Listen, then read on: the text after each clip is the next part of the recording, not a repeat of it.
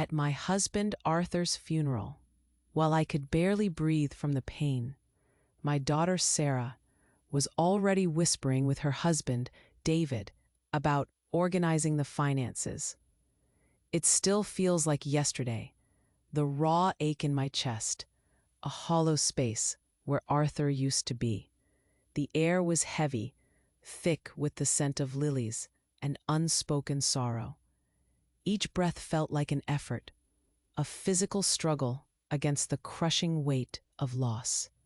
My eyes were swollen, blurred with tears that just wouldn't stop, tracing pathways down my cheeks, cool against my hot skin. I stood there, a widow, my world suddenly silent, empty. Arthur was gone, the man who had been my anchor, my confidant, my entire universe for over 50 years. My legs felt weak, my knees wanted to buckle. I could barely register the comforting pats on my arm, the whispered condolences from friends and family who meant well, but whose words just faded into a distant hum. All I could focus on was the polished wood of his coffin. She was standing so close to Arthur's coffin, closer than I was, her back partially to me. And David, her husband, was right beside her. They were huddled together, heads close, murmuring. The words didn't make sense at first, just a low, persistent buzz. But then, as if a spotlight had suddenly shone on them, I heard it, clear as a bell, even over the quiet sobs of other mourners. Organizing the finances, it was like a cold, sharp knife to my heart. Here, beside Arthur's coffin, in the sacred quiet of his last moments with us, they weren't sharing memories.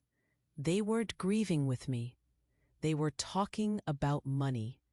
Sarah turned slightly, her gaze meeting mine for a fleeting second. There was no warmth, no shared pain, no hug.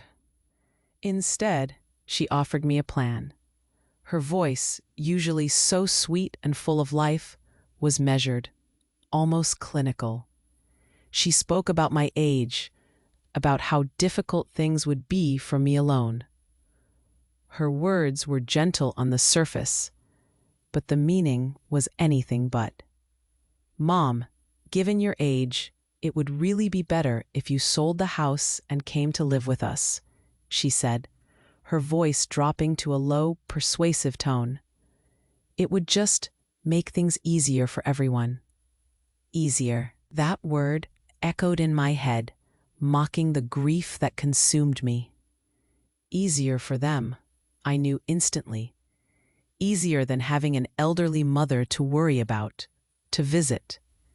Easier than the responsibility. This was something else entirely, a different kind of pain, a profound rejection.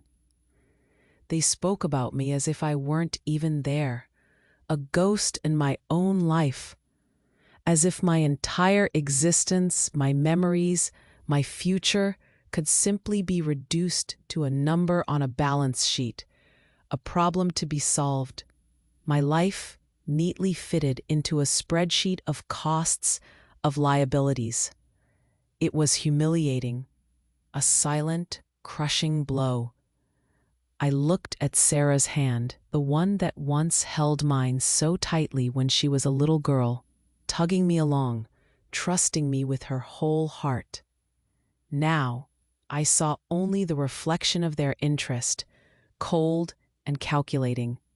There was no affection in that gaze, only a transaction. The greatest protection Arthur left me wasn't in the will they were so eager to see, the will they probably imagined would outline all their future comforts. No, it was in a secret, a quiet, profound act of love I would keep hidden. I would hold on to it until the right time, when I could use it, not just for myself, but for the memory of what Arthur and I built together. Thankfully, amidst my overwhelming tears, amidst the confusion and pain, I chose silence. I said nothing. They must have thought it was weakness, the confusion of old age, or perhaps just sadness consuming me entirely.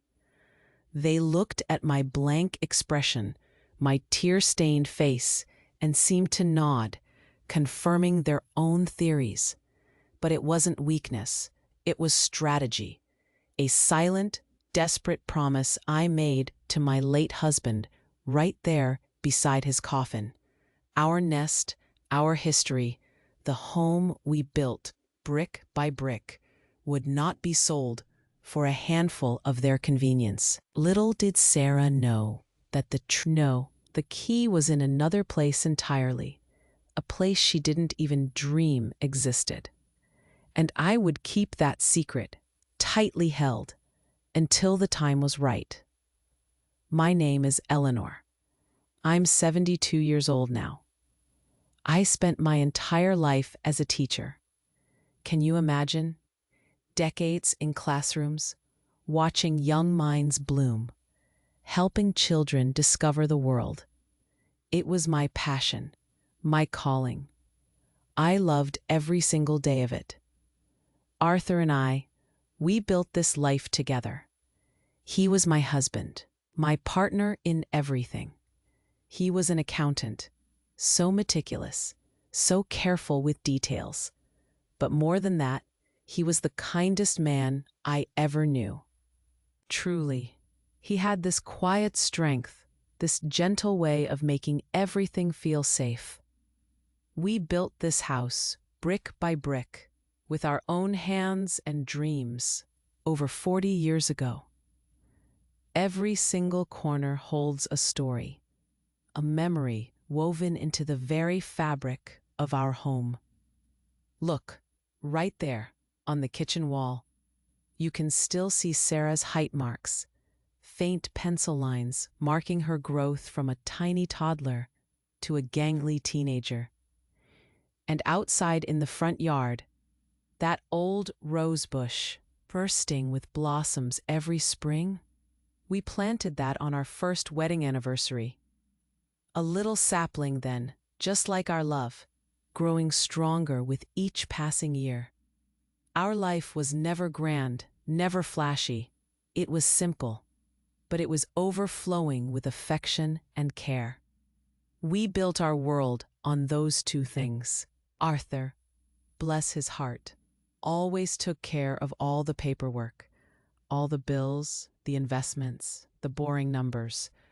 He'd just laugh, a deep, rumbling sound that filled the house. Eleanor, he'd say, always with that twinkle in his eye, you take care of the heart of the home. You keep it warm and full of life.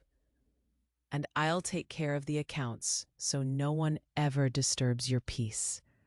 And I trusted him. Blindly, completely. Why wouldn't I?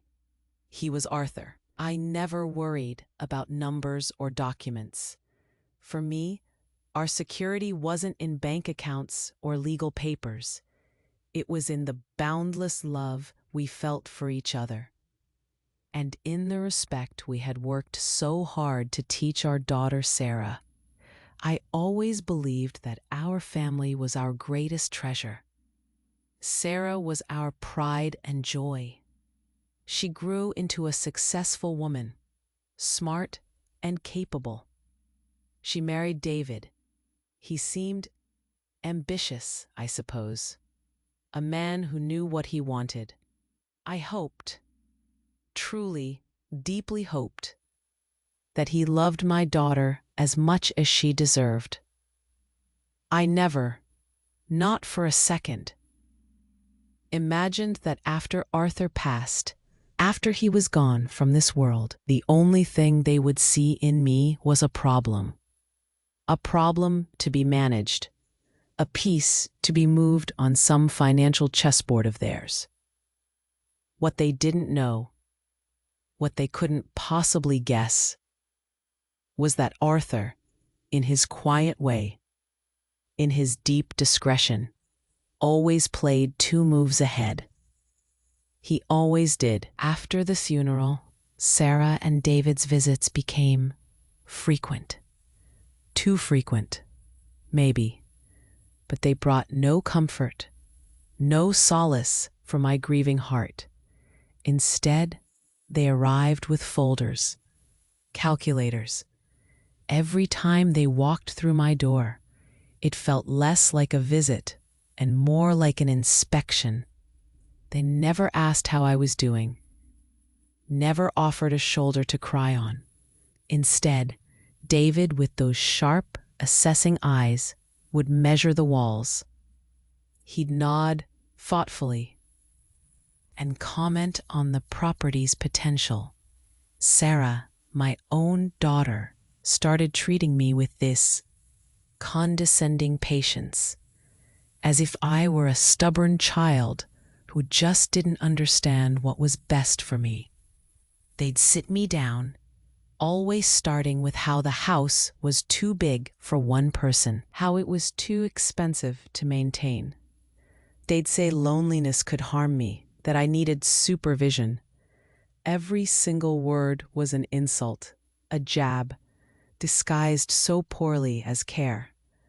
I began to feel like a stranger in my own home, in the place Arthur and I built, the place where all my memories lived. I was a burden, a problem they were eager to resolve. The raw, gut-wrenching pain of losing Arthur now mingled with this bitter, growing ache of seeing what my daughter had become. The promises they once made to take me for outings, to spend time together, those just faded away. They were replaced by relentless conversations about real estate agencies. Calls to ask if I had eaten dinner, those were substituted by questions about when I would finally make a sensible decision. I clung to the memories, the happy ones, the ones that made this house feel like home. But the present, it was a cold, calculating siege. But instead of crying, instead of letting the tears consume me, I did some.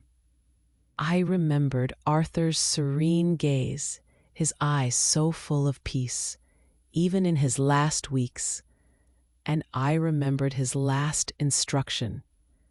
He'd given it to me just weeks before he passed, his voice soft but clear. "Eleanor," he'd said, looking at me with so much love, "if things ever get difficult, look for the blue envelope in my study."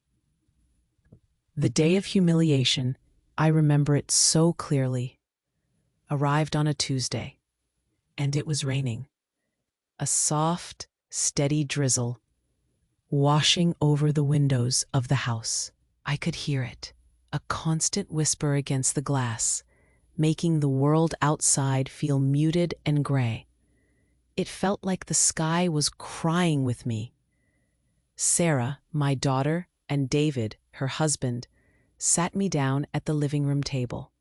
The very same table, the one where we'd celebrated so many birthdays, so many holidays, where Arthur and I had taught Sarah her first card games, where we'd shared countless meals, countless laughs. Now it felt cold, alien. They spread papers across it. Not photo albums, not family heirlooms, folders, documents. They started talking, their voices calm, almost cheerful, which only made it worse. Sarah, my own daughter, slid a floor plan across the polished wood. It was a tiny apartment, a shoebox really, nothing like the spacious home I'd lived in for decades. And then a proposal from a developer, an offer for our house, Arthur's house, my house. They weren't consulting me. Oh no, there was no question in their eyes, no hint of asking for my opinion. They were informing me, delivering a verdict. "Mom," Sarah said, her voice unnervingly bright, completely devoid of the usual hesitation or warmth. She didn't even look me in the eye. She just stared at the papers, her finger tracing a line on the apartment layout. "It's all settled. It's a great deal. You'll move next month." Next month. Just like that. A date on a calendar dictating the end of my life here. David, my son-in-law, chimed in with that forced smile he always wore when he wanted something. A smile that never quite reached his eyes. He talked about how they would use the sale money to invest in my future. My future. As if I didn't have one already, here, in my own home. He mentioned paying for a health plan, a caregiver, if needed. As if I were already frail, already incapable. The whole scene was surreal, dreamlike, but a nightmare. They were selling my ground, my past, my present. All the memories etched into these walls, the life Arthur and I had built, every single moment. And in return, they were offering me a gilded cage. A small, unfamiliar space where I would be supervised, managed. At that moment, sitting there, clutching my hands beneath the table so they wouldn't see them tremble, I stopped being their mother. I stopped being the matriarch of this family. I was just an asset, something to be liquidated, a number on their spreadsheet, a problem to be neatly resolved. My heart, already say bruised by Arthur's absence, felt another deep, raw cut. It hurt more than I could ever have imagined. I stayed silent. I didn't protest. I didn't shout. My throat felt thick, clogged with unshed tears and a sudden, bitter resolve. I just sat there, watching the raindrops run down the window pane. That window. Arthur and I had installed it together, on a sweltering summer day, laughing as we fumbled with the frame. Every drop seemed to carry a memory, a fragment of the life they were so casually dismantling. The break, when it came, wasn't noisy. No dramatic crash or tearful argument. It was a silent shattering. The trust I had in them, the unshakable love I believed we shared, it splintered into a million tiny pieces. I watched the pieces fall, silently, inside me. It was a cold, sharp feeling, like glass breaking, but without any sound. They interpreted my silence. Of course they did. They saw it as acceptance, as my quiet surrender. They probably thought I was too old, too lost in my grief, to fight back. They exchanged quick glances, a flicker of triumph in their eyes. A done deal, they must have thought. Mission accomplished. But they had no idea, not a clue. Little did they know that at that exact instant, as the rain fell outside and their smug smiles spread across their faces, I made a decision, a quiet, firm decision.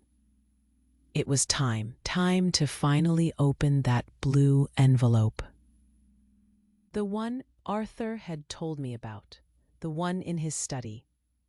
The day of humiliation, I remember it so clearly, arrived on a Tuesday, and it was raining. A soft, steady drizzle washing over the windows of the house. I could hear it, a constant whisper against the glass, making the world outside feel muted and gray. It felt like the sky was crying with me. Sarah, my daughter, and David, her husband, sat me down at the living room table, the very same table. The one where we'd celebrated so many birthdays, so many holidays, where Arthur and I had taught Sarah her first card games, where we'd shared countless meals, countless laughs. Now it felt cold, alien. They spread papers across it.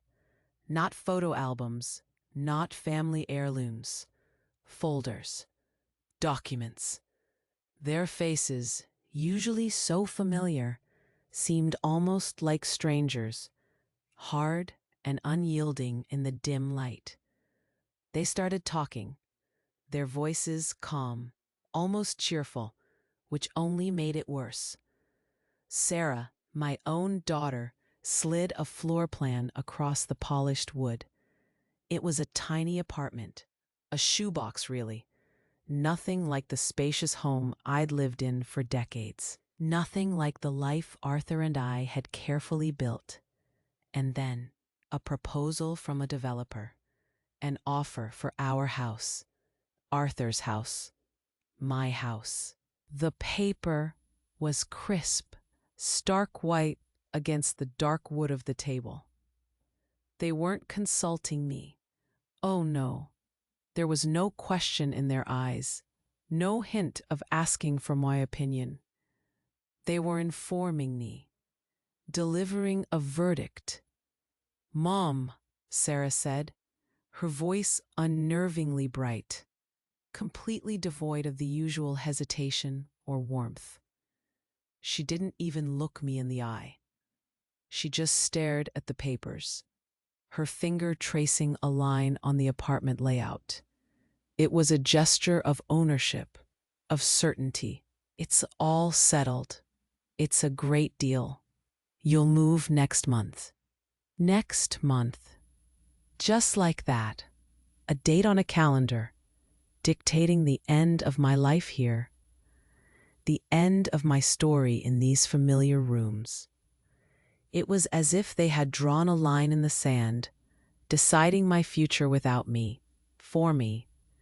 The air in the room felt thin, suffocating. I could hear my own heart thudding, a dull drumbeat against the silence that followed her words. David, my son-in-law, chimed in with that forced smile he always wore when he wanted something. A smile that never quite reached his eyes. It was a practiced, hollow expression. He talked about how they would use the sale money to invest in my future, as if I didn't have one already, here in my own home, with my own memories, my own quiet rhythm. He mentioned paying for a health plan, a caregiver, if needed, as if I were already frail, already incapable of making my own choices, of living my own life.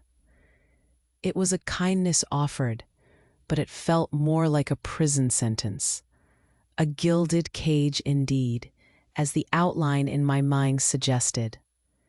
The whole scene was surreal, dreamlike, but a nightmare I couldn't wake from. They were selling my ground, my past, my present, all the memories etched into these walls, the life Arthur and I had built. Every single moment, every quiet afternoon. And in return, they were offering me a small, unfamiliar space where I would be supervised, managed, cared for, as if I were a child. At that moment, sitting there, clutching my hands beneath the table so they wouldn't see them tremble, I stopped being their mother. I stopped being the matriarch of this family. I was just an asset, something to be liquidated, a number on their spreadsheet, a problem to be neatly resolved. My heart, already so bruised by Arthur's absence, felt another deep, raw cut. It hurt more than I could ever have imagined.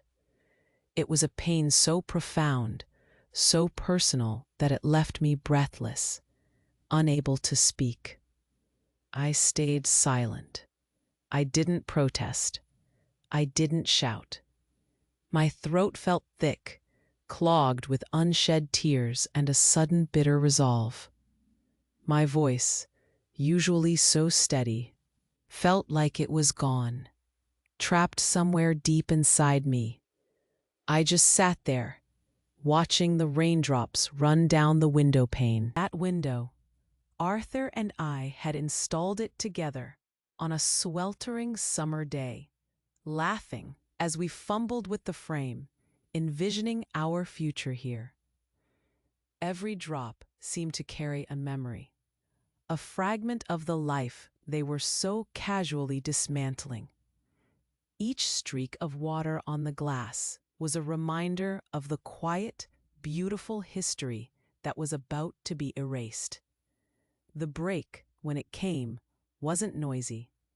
No dramatic crash or tearful argument. It was a silent shattering. The trust I had in them, the unshakable love I believed we shared, it splintered into a million tiny pieces. I watched the pieces fall, silently, inside me. It was a cold, sharp feeling, like glass breaking, but without any sound. The absence of a fight, the quiet finality of their announcement, made the betrayal even deeper. It was done, in their minds, and I was simply to comply. They interpreted my silence. Of course they did. They saw it as acceptance, as my quiet surrender. They probably thought I was too old, too lost in my grief to fight back. They exchanged quick glances, a flicker of triumph in their eyes. A done deal, they must have fought. Mission accomplished. Their faces, once so full of the expectation of my agreement, now relaxed into a quiet satisfaction.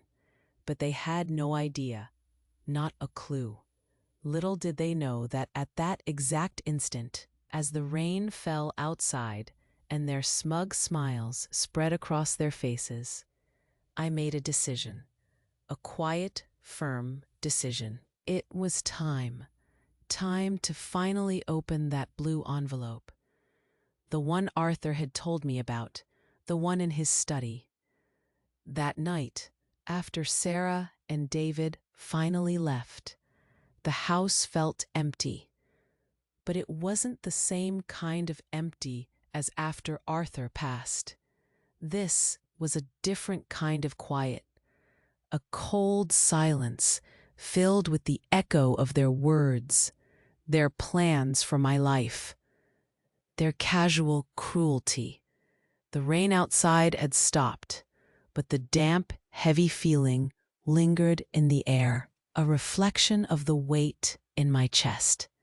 I walked slowly, deliberately towards Arthur's study. It was a room I usually only entered to bring him a cup of tea or to tidy up his desk. It always smelled faintly of old books and his pipe tobacco, even years after he stopped smoking it. Now it was just his. A place where his presence still felt so strong. My hands, though a little shaky, knew exactly where to go. I moved to his old wooden desk, the one he bought when we first got married. I remembered him spending hours there, meticulously balancing ledgers, making sure every number was just right. He always said, "Eleanor, precision keeps the world spinning smoothly." I found the locked drawer, the one where he kept what he called his most important documents. I knew the small silver key was always hidden in the antique inkwell, just as he'd shown me decades ago. It felt like a small ritual, a bridge between my present pain and his quiet, enduring love.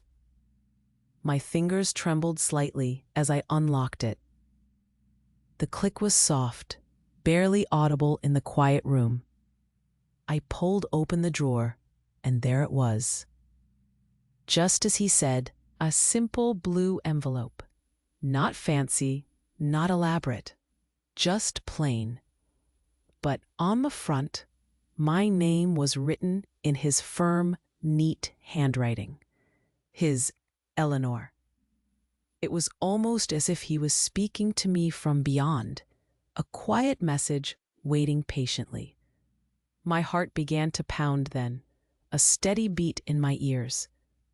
But it wasn't from fear, not this time. It was a strange, deep calm that settled over me, a quiet certainty. I knew, with every fiber of my being, that the answer I needed, the way out of this cold, calculated trap, was right there. Arthur had seen this moment coming, somehow. He always played 2 moves ahead. I carefully, so carefully, slid my finger under the flap and opened the envelope. Inside, it wasn't just a jumble of papers. It was a map to my freedom, to my peace. The first paper I pulled out was a deed to a beach house. Not just any house, but one in a charming coastal town in Florida, a place Arthur and I had visited once, years ago, and dreamed of. Fully paid for, in my name. My eyes blurred as I read the address, seeing the simple, sweet cottage with a porch overlooking the ocean, just as we'd imagined it. He had done it. My Arthur, quietly, secretly, had built this refuge for me. Then there were bank statements. Statements from an account I didn't even know existed.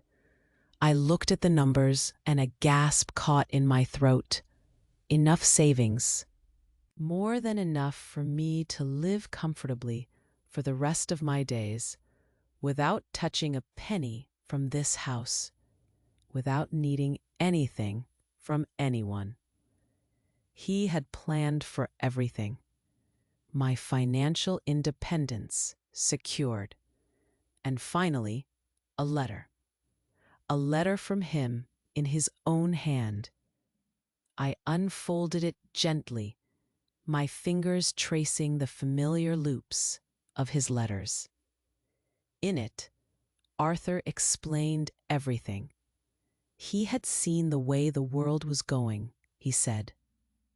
He had seen how easily people could be taken advantage of, especially those who trusted too easily. Those who focused on love and family above all else. He had prepared all of this, he wrote, so that I would never ever depend on anyone, so that I would always have a choice, so that I would always have a refuge. His words were a shield, a warm embrace reaching across the veil of death. He was still taking care of me. I didn't cry from sadness then, not a single tear of grief. I cried from gratitude, pure, overwhelming gratitude. Arthur, my thoughtful, loving Arthur, even after he was gone from this world, continued to care for me, to protect me. He had given me my life back, even before I knew it was being taken away. He had given me strength when I felt weakest. With a newfound calm, a quiet resolve settling deep in my bones, I put everything back inside the blue envelope. The deed, the bank statements, his precious letter. I slid the envelope back into the locked drawer and turned the key. Click. Secure. My secret, my power was safe. The next day, the telephone rang. It was Sarah. Her voice, as usual, had that forced cheerfulness, that underlying impatience. "Mom, have you started packing yet? We need to finalize the moving date soon." I took a slow, deep breath, feeling the quiet strength Arthur had given me. My voice was calm, steady, betraying none of the turmoil I had felt just yesterday. "Not yet, dear," I said, as casually as I could. "I have a few things to sort out first." What she didn't know, what she couldn't possibly guess, was that these things involved a very important phone call, a call to the family lawyer, and a quiet, powerful plan taking shape in my heart. My calmness was a quiet thing, a new kind of peace that settled in my heart after I found Arthur's secret. But Sarah and David, they didn't see peace. They saw stubbornness, a defiance they couldn't understand.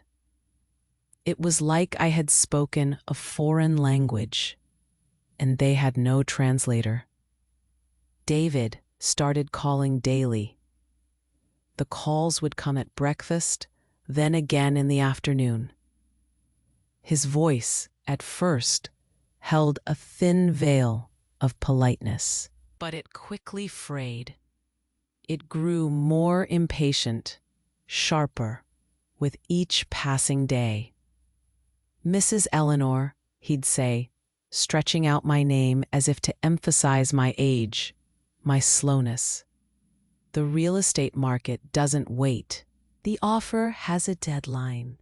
He repeated it like a mantra, a threat disguised as helpful advice. He spoke of urgency, of lost opportunities, as if I was costing them something precious. And perhaps I was, in their minds. I would listen, silently, letting his words wash over me like the tide against a rock. They left no mark. Sarah, my daughter, took a different approach. She tried emotional blackmail. Her voice would get this soft, hurt tone, full of false sorrow. "Mom," she'd sigh, deep and dramatic, "are you doing this to hurt me? After everything we're doing for you?" Doing for me? Those words stung. They echoed in the empty spaces of my home, a constant reminder of how little they understood, how much they had already taken. I would hold the phone, listening to her perform, feeling the distance between us grow wider with every manipulative word. She spoke of our family, of duty, twisting everything into an obligation I was failing. But it only made me feel colder, firmer in my quiet decision. The situation, as I knew it would, worsened. One afternoon, I was in the garden, tending to my rose bushes. The sun felt warm on my back, and the familiar scent of earth and blossoms brought the small, fleeting comfort. That's when I saw him. A man, a stranger, walking through my yard. Not on the path, but cutting across the grass, staring at the house, taking notes on a small pad. He walked with an air of entitlement, as if he already owned the place. A real estate agent. They had brought an agent here to evaluate my home without my permission, without even a phone call, a heads up. My heart gave a sharp lurch, but then a wave of cold anger swept over it. This wasn't just about money for them. This was about control, about asserting their will over mine, over my home. I walked towards him, slowly, trying to keep my voice steady. "Excuse me," I said as calmly as I could, though my hands were clenched. "May I help you?" He looked up, startled, as if he hadn't expected to find anyone home, let alone me. He mumbled something about a listing, a preliminary assessment. With the last bit of politeness I had left, I asked him to leave. "This is private property," I stated, my voice firm. "You are not welcome here." He looked annoyed. but he turned and walked away, back to his car. The encounter left a sour taste in my mouth, a feeling of deep violation. That night, the phone rang again. It was Sarah, but this wasn't the same Sarah who tried to sound hurt or disappointed. This was the harshest call I had ever received from her. Her voice was shrill, cutting, filled with an anger I barely recognized. She yelled at me, said I was being selfish, ungrateful, that I was ruining everyone's financial future over a silly attachment to an old house. A silly attachment. The house Arthur and I built with our bare hands, where she grew up, where every memory of our life together resided. She reduced it to a trivial thing, an obstacle to their grand plans. I listened, my hand gripping the phone so tightly my knuckles turned white. The receiver felt cold against my ear, like a block of ice. I didn't say anything back. What was there to say? Every harsh word she flung at me felt like a physical blow. I felt completely alone in that moment. Utterly, terribly alone. The woman I raised, the little girl I nurtured and loved with all my heart, she now saw me as nothing more than an obstacle, a burden, a foolish old woman standing in the way of her ambitions. The pain was immense. It was a knife twisting in my chest, carving out a deeper hollow where love used to be. It was worse than grief, in a way. Grief was for Arthur, a pure sorrow. This was a bitter, sickening realization. But then, as her voice rose higher, as she continued to lash out, something shifted inside me. With every harsh word, every disrespectful gesture they made, every attempt to corner me, my resolve didn't weaken. It grew stronger, like a root digging deeper into the earth, finding unyielding ground. They thought they were cornering me, backing me into a wall, forcing my hand. But in reality, they were doing something else entirely. They were just giving me more reasons to follow Arthur's careful, loving plan, to follow it all the way to the end. They were just giving me more reasons to follow Arthur's careful, loving plan, to follow it all the way to the end. So, I scheduled a final meeting.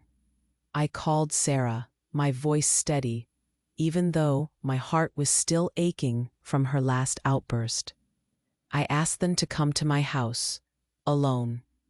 No agents, no lawyers, just the three of us. She agreed, sounding almost pleased. I knew why. They arrived exactly on time, holding the apartment papers, the ones they expected me to sign. They walked in, radiating confidence, certain of their victory. They wore polite, almost triumphant smiles. I didn't argue. I didn't raise my voice. Calmly, I served them coffee, using Arthur's favorite mugs, the ones with the little chipped edges. I invited them to sit at the living room table, the very same one where they'd tried to dictate my future just days before. The rain had stopped. A sliver of weak sunlight filtered through the window, catching dust motes dancing in the air. The room felt charged, expectant. Before they could even begin their usual speech, before they could explain for the 10th time why selling my home was for my own good, I simply placed something on the table. It was the blue envelope, the simple, plain blue envelope, with my name written in Arthur's firm, loving hand. My hand didn't tremble as I put it down. It felt steady, strong. Then, slowly, deliberately, I opened it. I took out the documents, one by one. I didn't rush. I wanted them to see every single paper, to feel the weight of each revelation. First, I slid the deed across the table towards Sarah. It was the deed to the beach house, a beautiful little place in a charming coastal town in Florida, fully paid for, in my name. I let her eyes fall on the address, on the legal details. I watched as her brow furrowed, then her eyes widened. I looked at her, my daughter, my voice quiet but clear. "I don't need a small apartment, Sarah," I said. "I already have a second house, fully paid for. Arthur left it to me as a gift." Her jaw dropped. Literally, it hung open for a moment, ingracefully. David, sitting beside her, turned pale. The color drained from his face as if he'd just seen a ghost. His eyes, usually so sharp and calculating, were now wide with disbelief. I continued, letting the silence stretch for a moment, letting the truth sink in. Then I placed the bank statements on the table, account numbers, figures, all laid bare. "And I don't need the money from the sale of this house to live," I stated, my voice calm, almost detached. Arthur ensured I had my own financial independence, enough savings for the rest of my days. Their expressions were priceless, a mixture of shock, confusion, and something else, panic. Their carefully constructed plan, their grand scheme, was crumbling right before their eyes. Finally, I showed them the letter, a formal letter from my lawyer. It stated, in no uncertain terms, that any attempt to declare me incapacitated or to force the sale of my assets would be legally contested. It was all there, in black and white, the weight of the law now on my side. Arthur had thought of everything. There were no shouts from me, no accusations. I didn't need to raise my voice. The truth, clear and documented, was enough. The humiliation they had planned for me, the little box they had tried to put me in, it dissolved into thin air. Their smug certainty evaporated like morning mist. I looked at them, at Sarah's stunned face, at David's slack jaw. In their faces, I saw the true shock, the shock of someone realizing that the game they thought they controlled, the game they thought they were winning, had never, not for a single moment, been in their hands. They had underestimated me. They had underestimated Arthur, and they had lost. And then, silence.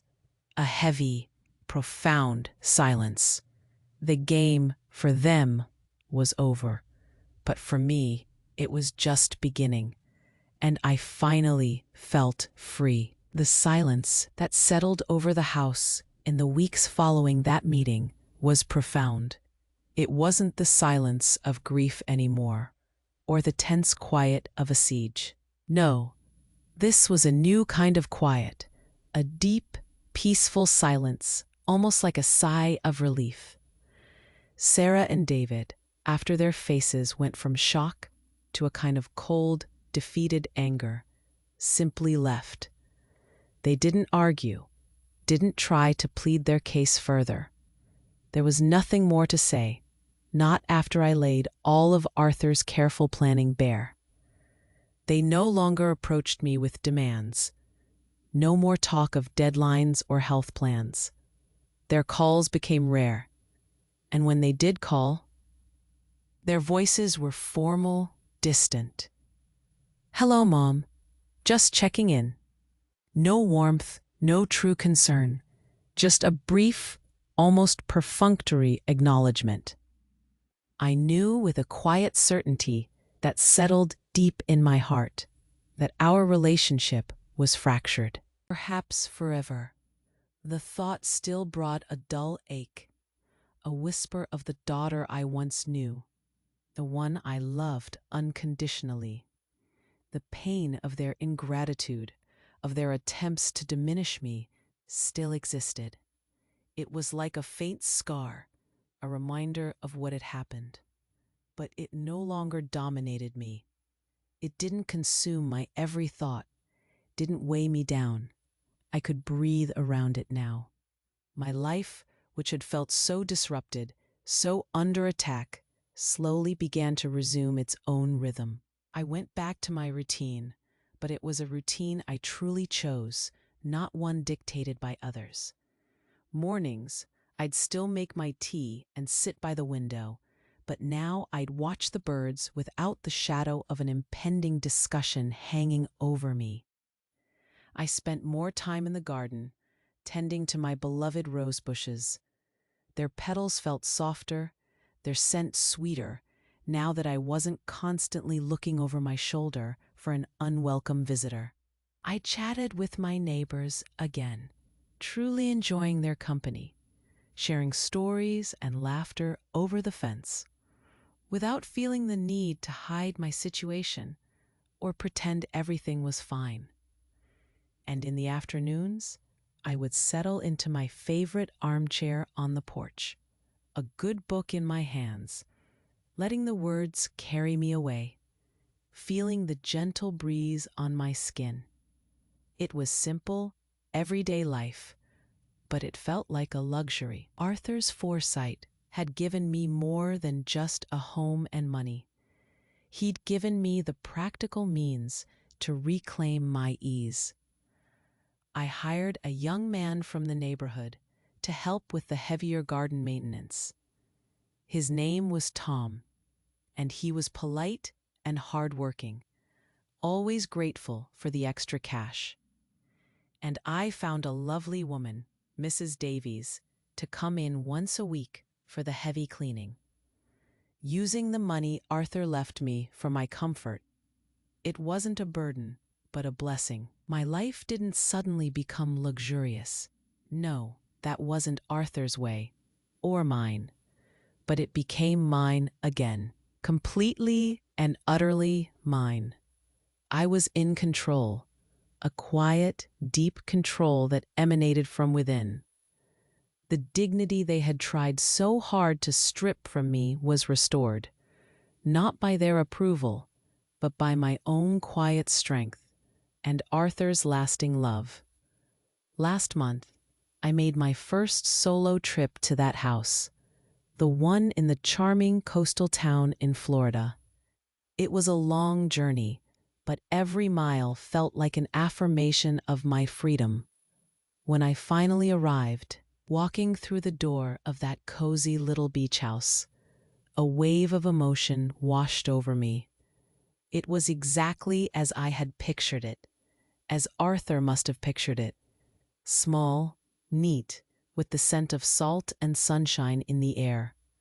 I spent days there, just sitting on the porch, looking at the ocean, the vast, endless blue stretching out before me, the waves ebbing and flowing, a constant, soothing rhythm.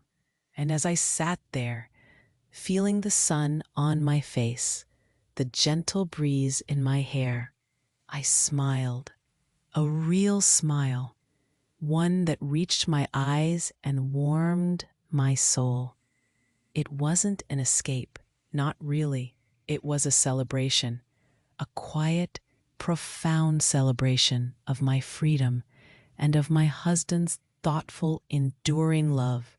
In that moment, watching the waves roll in, I understood something deeper than I ever had before. The greatest legacy Arthur left me wasn't just the properties or the money or the secure accounts. No, it was the strength, the unwavering strength to rise again, to stand tall, even when the world tried to push me down. And I realized, with a gentle, calming certainty, that my happiness no longer depended on anyone else's approval. Not on Sarah's, not on David's, not on anyone's. It depended only on my own heart and the quiet peace I had found within myself, thanks to Arthur. As I sat there on that porch, watching the waves roll in, I understood something deeper than I ever had before. This whole journey, this painful chapter with Sarah and David, it taught me so much. Not just about my own family or Arthur's incredible foresight, but about life itself, about what truly matters. I look at my story now, this quiet battle I fought, and I think about how many other women just like me, at my age, are treated. It breaks my heart to imagine it. So often, we are seen as invisible, as a problem to be solved, rather than a person to be cherished. Our wisdom, our years of living, our experiences, they can be so easily dismissed. Our voices, once strong and clear, can shrink until they're barely a whisper, even within our own homes. It's a strange thing, getting older. You gain so much perspective, so much understanding of the world. But then sometimes the world starts to treat you as if you understand less, as if your opinions don't count, as if your worth diminishes with each passing year. I felt that so acutely, the cold weight of being considered an asset to be liquidated, a burden on my own children. It was a kind of injustice I never imagined I would face, especially not from those I loved most. The pain of that disrespect, of being stripped of my dignity, it cut deeper than grief itself in some ways. Grief was about loss, about missing Arthur's physical presence. But this was about losing myself, my autonomy, my very identity in the eyes of my own family. It was about being told without words that my life, my memories, my choices no longer mattered, that I was merely a piece on their financial chessboard. But through that pain, a quiet strength emerged. Arthur gave me the tools, yes, but the resolve to use them, that came from within. It came from remembering who I was, who Arthur and I were together. It came from the fierce desire to protect the life we built, the dignity we always cherished. It was a fight, not with shouts or accusations, but with quiet truth and unwavering resolve. I learned that respect isn't something you just hope for, or something that's automatically given because you're a parent, or because you've lived a long life. Sometimes you have to stand firm and demand it, not with anger, but with the quiet power of knowing your own worth. The value of every human being, regardless of age, lies in their inherent right to dignity, to choose their own path, to live in peace, to be seen, truly seen for who they are, not for what they possess or for what convenience they might offer others. It's a hard lesson, learned through the deepest hurt, but it's a truth. My new beginning isn't just about a second house or financial freedom. It's about reclaiming my voice, my choices, my life. It's about breathing freely in my own skin, in my own home, knowing that my happiness doesn't need anyone else's permission or approval. It's about the peace that comes from standing up for yourself, for the quiet core of who you are. And you? Have you ever felt your voice shrinking within your own home, precisely when you most needed to be heard? It's a question I ask because I truly wonder, and because I believe we are all connected in these quiet ways. So many of us carry burdens in silence or feel unseen, unheard. My heart goes out to anyone who has felt that weight. It's a lonely feeling, isn't it? To feel your world, your worth being diminished. Especially by those you love most. Those you thought would always protect you.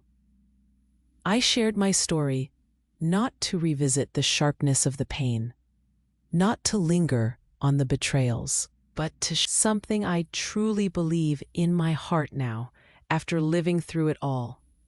For a long time after Arthur left, and as Sarah and David's intentions became so painfully clear, I felt like a shadow, a ghost in my own house, my own life. The walls that held so many cherished memories suddenly felt like they were closing in, becoming the boundaries of a prison. Every conversation was a battle, every quiet moment filled with anxiety. I worried constantly about what they would do next, how much more of my peace they would try to chip away. It was a dark, heavy period, filled with a sense of helplessness I had never known. The woman who had spent a lifetime nurturing, teaching, and loving felt reduced to a mere problem to be solved, an inconvenience to be managed. But then came the blue envelope, Arthur's final, loving gift.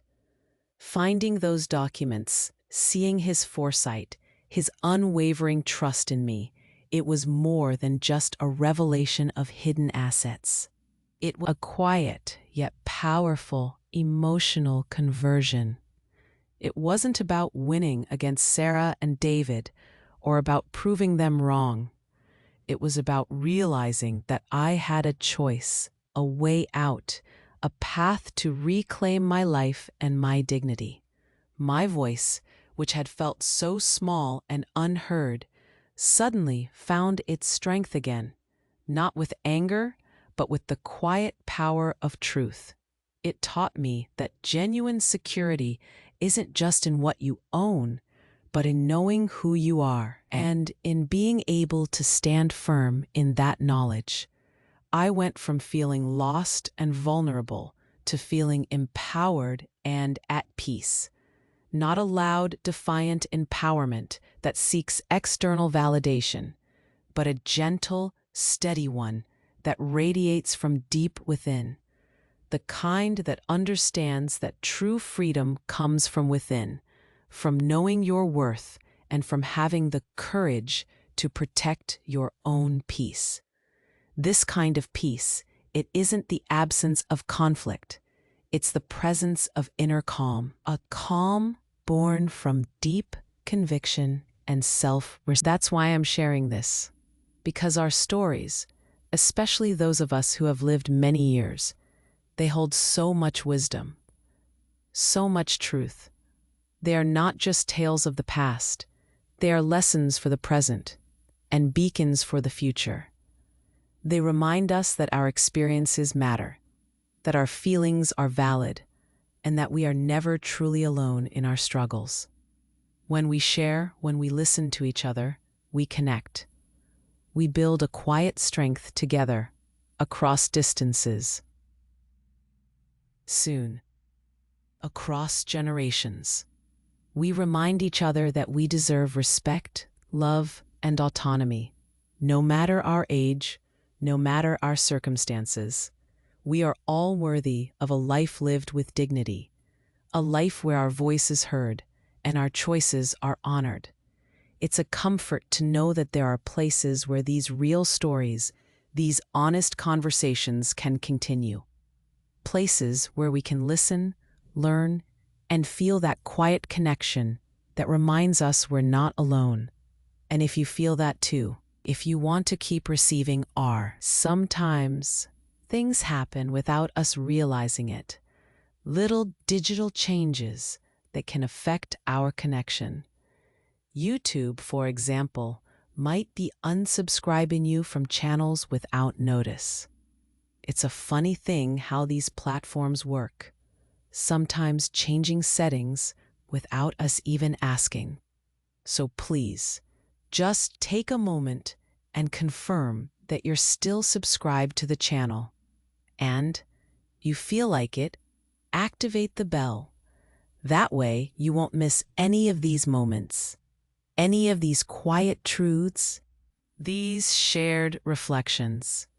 It helps us stay connected, and that means a lot. For me, it's about sharing, about connecting on a human level.